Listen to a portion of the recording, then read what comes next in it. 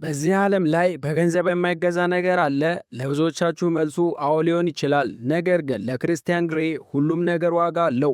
እሱ የሚፈልገውን ነገር ሁሉ በቁጥጥር ስር ማድረግ ይወዳል። ዛሬ የምናየው ፊልም በአንዲት የዋህ ሴት እና ማንነቱ በጨለማ በተሸፈነ ባለሀብት መካከል ያለውን አደገኛ ጨዋታ ነው። ፍቅር ወይስ ቁጥጥር? ምርጫው የእናንተ ነው። ታሪካችን የሚጀምረው በአንዲት ተራ የዩኒቨርሲቲ ተማሪ አናስቴያ ስቲል ነው። አና የዋህ መጽሐፍ ማንበብ የምትወድና ከዘመናዊ ቴክኖሎጂ ዓለም ይልቅ በስነ ጽሑፍ የምትመሰጥ ልጅ ናት። አንድ ቀን ግን የታመመች ጓደኛዋ ካትሪንን ተክታ በአሜሪካ ትልቁ ግዙፍ ድርጅት ባለቤት የሆነው የክርስቲያን ግሬ ቃለ መጠይቅ ለማድረግ ትሄዳለች። አና ወደ ግሬ ቢሮ ስትገባ የቢሮ ግርማ ሞገስ፣ የክርስቲያን ቀዝቃዛ ግን ደግሞ ሳቢ እይታ ያሸብራታል። ክርስቲያን ወጣት፣ እጅግ ሀብታም እና ሁሉንም ነገር መቆጣጠር የሚወድ ሰው ነው። በቃለ መጠይቁ መሃል አና ስታንገራገር ክርስቲያን በጥልቀት ይመለከታታል። እዚህ ጋር ነው እንግዲህ አደገኛ የፍቅር ታሪክ መነሻ የሚገኘው። ከቃለ መጠይቁ በኋላ አና ክርስቲያንን እንደገና እንደማታየው አስባ ነበር። ነገር ግን ክርስቲያን በቀላሉ የሚተው ሰው አይደለም። አና በትርፍ ሰዓቷ ወደምትሰራበት የሃርድዌር መሸጫ ሱቅ ድረስ በመምጣት ያስደነግጣታል። ዕቃዎችን እየገዛ በሚያሾፍበት ንግግሩ አና ግራ ያጋባታል።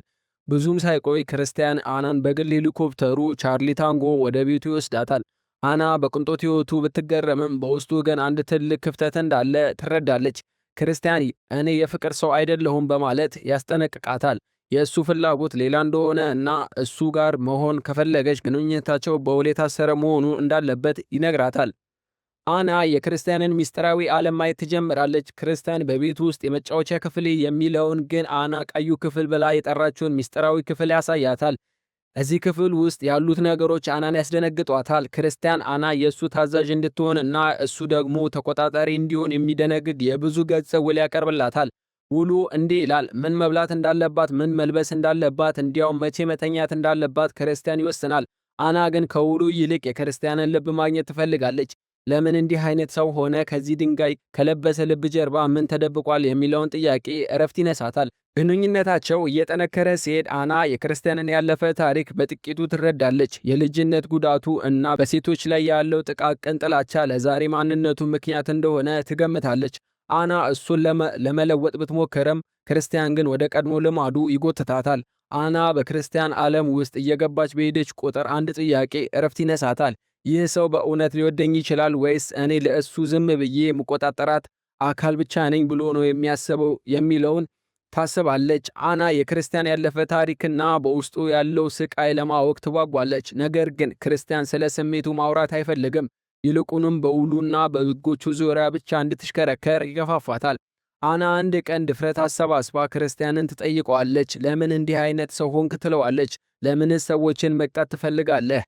ክርስቲያን ግን መልሱ ቀላል እንደሆነ ይነግራታል። ይህ የእሱ ፍላጎትና ማንነቱ እንደሆነ ይነግራታል። አና ግን እውነቱን ማወቅ ፈለገች። እሱ የሚላት ቅጣት ምን ያህል እንደሚከብድ በተግባር እንዲያሳያት ትጠይቀዋለች። ክርስቲያን መጀመሪያ ላይ ያድማማል። ነገር ግን አና በመጽናቷ ወደ ቀዩ ክፍል ይወስዳታል። እዚያም ክርስቲያን እውነተኛውን የጨካኝነቱን ገጽታ ያሳያታል። አና የሚደርስባትን የግርፋት ግፍ ቅጣት ስትመለከት ያፈቀረችው ሰው እንዲህ አይነት ስቃይ ሊያደርስባት እንደሚችል ማመን ይከብዳታል። ያ ስቃይ ስካር ሳይሆን እውነተኛ ህመም ነበር። በዚያ ቅጽበት አና አንድ ነገር ተረዳች። ክርስቲያን መለወጥ አይችልም። እሱ ቢሆን እሷ ሲል ስሜቱን ሊገታ እንደማይችል ተረዳች። አና በለቅሶ ተውጣ ከክፍሉ ትወጣለች። ክርስቲያን ሊያረጋጋት ቢሞክርም አና ግን በቃኝ ትለዋለች። ይህ ፍቅር አይደለም፣ ይህ እብደት ነው። ክርስቲያን ለመጀመሪያ ጊዜ ስልጣኑና ገንዘቡ ሊያቆይለት የማይችለው ነገር እንዳለ ይረዳል። አና ወደ ሊፍቱ ታመራለች። ክርስቲያን በሩ ላይ ቆሞ በጸጸትና በናፍቆት ይመለከታታል። ሊፍት ውስጥ ገብታ በሩ ሊዘጋ ሲል ክርስቲያን አና ብሎ በስሟ ይጠራታል። እሷ ግን በተከፋ አይን ክርስቲያን ብላ ትጠራዋለች። ሊፍቱ በር በመካከላቸው ይዘጋል። ይህ መለያየት ግን የመጨረሻው አይደለም። አና ከክርስቲያን ሕይወት ብትወጣም የክርስቲያን ጥላ ግን ገና አልተለያትም ነበር። በመጨረሻም አናስቴያ ስቲል አንድ ትልቅ እውነት ትረዳለች። ክርስቲያን ግሬ መውደድ ማለት ራስን አሳልፎ ለጨለማ መስጠት ነው። ያ ሁሉ ቅንጦት፣ ያ ሁሉ ውድ ስጦታ እና በሄሊኮፕተር ደመና ላይ መብረር የክርስቲያን ውስጣዊ ስብራት ሊደብቁት አልቻሉም።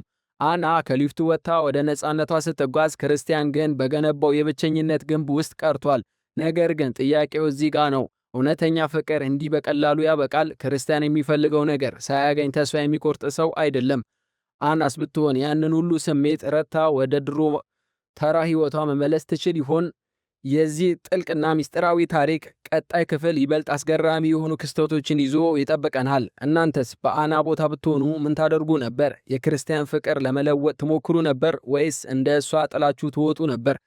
ሐሳባችሁን በኮሜንት ላይ አጋሩኝ። ይህን ቪዲዮ ከወደዳችሁት ላይክ ማድረጋችሁን እንዳትረሱ። ለቻናላችን አዲስ የሆናችሁ ደግሞ ቀጣይ ክፍል እንዳያመልጣችሁ ሰብስክራይብ አድርጉ። እስከሚቀጥለው እስከምንገናኝ ድረስ ቸር ሰንብቱልኝ።